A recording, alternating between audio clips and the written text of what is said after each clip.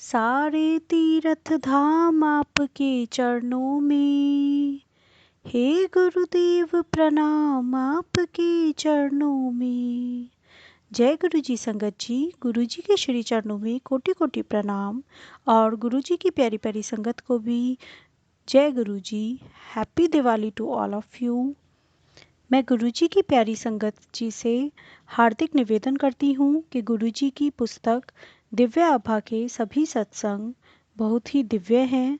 उन्हें ध्यानपूर्वक सुने और पूरा सुने, और गुरु जी की ये प्लेलिस्ट और वीडियोस और भी संगत और नॉन संगत जो संगत नहीं है उन्हें भी शेयर करें, और आपकी इस सेवा से किसी के कष्ट दूर हों, ये मैं आशा करती हूँ। मैं गुरुजी से हार्दिक निवेदन करती हूँ कि मेरा और आप अपने सभी भक्तों के अंग संग रहें और हमेशा अपनी कृपा दृष्टि हम सब पर बनाए रखें, और ऐसे ही हमारे कष्ट दूर करते रहें। गुरुजी की का सत्संग सुनना अपने आप में गुरुजी का बहुत बड़ा चिंतन और मनन है, सिमरन है, जिससे गुरुजी की कृपा अपने सभी भक्तों पर बनती है और गुरुजी सभी के कष्ट दूर करते हैं। इसी के साथ मैं सत्संग 8 स्टार्ट करती हूँ।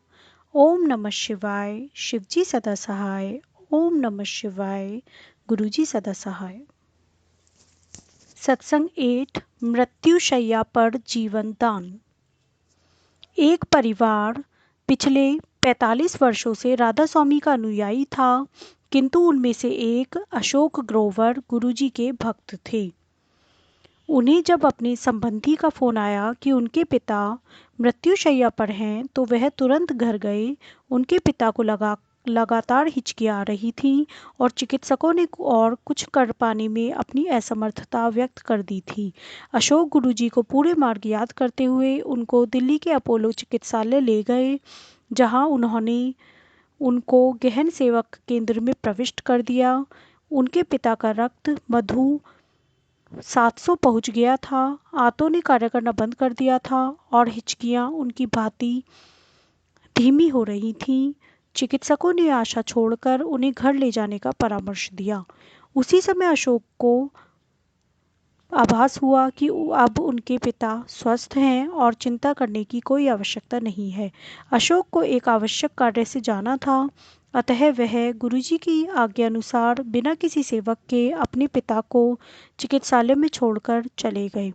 अगले 2 दिन अशोक जी अति व्यस्त रहे और उन्हें चिकित्सालय से संपर्क करने का भी समय नहीं मिला। जब वह वापस आए तो उन्होंने अपने पिता को रोते हुए देखा।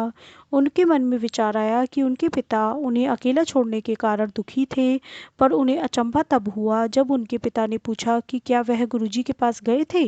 उनके पिता ने बताया कि कैसे अशोक के जाते ही उनके पिता को गुरुजी की सुगंध द्वारा उनकी उपस्थिति का आभास हुआ था, और गुरुजी ने कहा, और भाई राधा स्वामी जी की हाल ने तेरे पिता ने कहा कि उन्होंने बाबा जी राधा स्वामियों के प्रमुख से अपने को बचाने के लिए विनती करी थी, पर गुरुजी ने आकर उनकी रक्षा करी।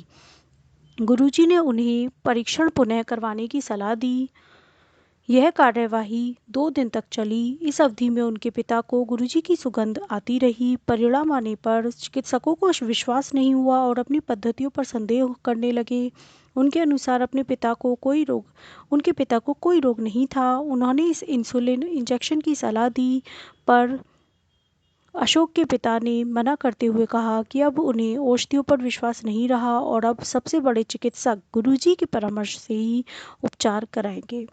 1 सप्ताह पश्चात अशोक जी के पिता गुरुजी के पास आए और तो गुरुजी ने वही शब्द कहे, और वही राधा स्वामिया की हाल ने तेरे। फिर गुरुजी ने उन्हें बताया कि उन्होंने उन्हें नवजीवन प्रदान किया था। यह देखकर कि गुरुजी ने कैसे परिवार प्रमुख की रक्षा करी थी, परिवार के सब सदस्यों ने गुरुजी के पास आना आरंभ कर दिया और यह अनुभव किया कि वह स्वयं ईश्वर के संरक्षण में है।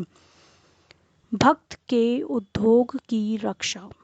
गुरुजी ने एक बार अशोक को आदेश दिया कि वह अपना कारखाना बंद कर यंत्र औजार आदि सब कुछ बेच दें।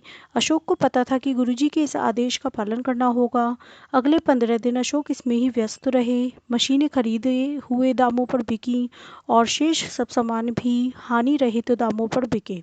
किसी को समझ में नहीं आया कि गुरुजी ने अपने भक्त को अपना कारोबार बंद करने का आदेश क्यों दिया। 3 सप्ताह के बाद वह व्यापार पुरातन घोषित कर दिया गया और कई लोगों को भारी घाटा उठाना पड़ा, पर अशोक बच गए थे। उन्हें स्वयं परमात्मा ने बचाया था। गुरुजी के आदेश का पालन करने में सदा लाभ ही रहेगा, क्योंकि वह कभी अनुयायी के भले के अतिरिक्त कुछ नहीं कहेंगे। आखिरी सत्संग, इस सत्संग 8 का शेष भाग। 10 वर्षीय की इच्छा पूर्ति। एक दिन अशोक की 10 वर्षीय पुत्री गुरुजी के दर्शन करना चाह रही थी। अशोक स्वयं बड़े मंदिर के आयोजन में व्यस्त थे। उन्होंने एक भक्त से अपनी बेटी को बड़ा मंदिर लाने का निवेदन किया। वह बड़ा मंदिर आई, पर एम्पायर स्टेट जाने का हठ करती रही। उसे वहां ले जाने वाला कोई नहीं मिला। पूरी रात्रि वह रो रो कर गुरुजी से उनके दर्शन के लिए प्रार्थना करती रही। अगले दिन प्रातःकाल सब चकित रह गए जब गुरुजी स्वयं बड़े मंदिर पहुंच गए। जब अशोक ने उनको बताया कि उनकी बेटी रात को उन्हें याद कर रही थी, गुरुजी मुस्कुराकर बोले कि इसी कारण वह उससे मिलने वहां आए हैं। गुरुजी की दया से उनकी बेटी अपनी कक्षा में प्रथम आई और तब से सदा एक प्रतिभाशाली बच्ची रही है। ये सभी सत्संग अशोक ग्रोवर अंकल के हैं, दिल्ली द्वारा कथित। जय गुरुजी। अनंतम अनंतम शुक्राना गुरुजी।